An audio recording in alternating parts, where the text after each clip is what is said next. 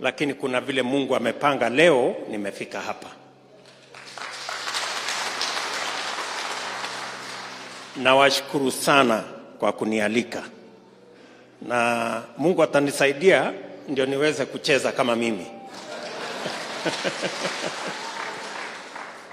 Lakini hata na hivyo nataka niwaambie kama wakaaji wa Nairobi, asante sana kwa ile kazi ya kushirikiana na kufanya kazi pamoja kama wakaaji wa jiji hili la Nairobi, na vile vile katika shughuli ya maendeleo ya jiji hii. Najua ya kwamba kuna baadhi ya mambo mlitueleza. Kuna barabara kadhaa ambazo tumezikarabati katika sehemu hii yenu, lakini kuna zingine ambazo bado.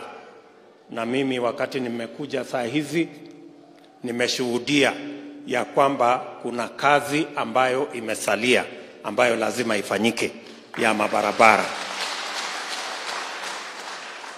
Najua vile Mheshimiwa KJ amesema sehemu hii ya Dagoretti bado tuko na matatizo ya maji masafi ya wananchi kutumia. Na sasa hivi tunajenga mfereji mkubwa ambaye inaitwa Western Pipeline, ambaye inatoka pale Kabete, itapita hapa Dagoretti, itapita Kibira, itaenda mpaka Lang'ata. Kabla ya mwisho wa mwaka huu, hiyo mfereji mkubwa ambayo italeta maji mengi itakuwa imekamilika, so that we can sort out problem ya maji ya sehemu hii. Mimi nataka niwaulize pia wananchi wa hapa Dagoretti.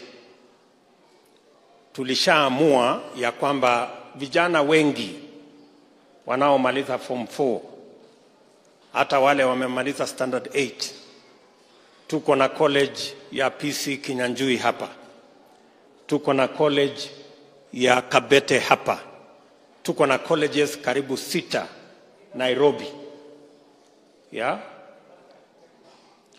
na technical ya hapa Dagoretti North. Tunawauliza kwa sababu tumetoa pesa kama serikali. Tumesema kila mwanafunzi ambaye ataenda kusomea teknolojia, serikali ya Kenya itakupatia msaada wa shilingi 30,000 kwa kila kijana.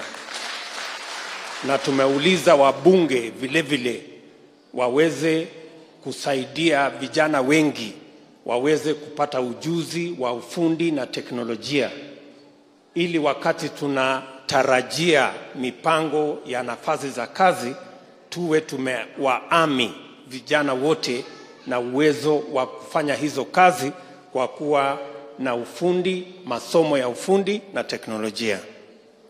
Na wauliza kama wazazi, na mimi najua wazazi wengi wako hapa, ya kwamba kwa miaka 5 imepita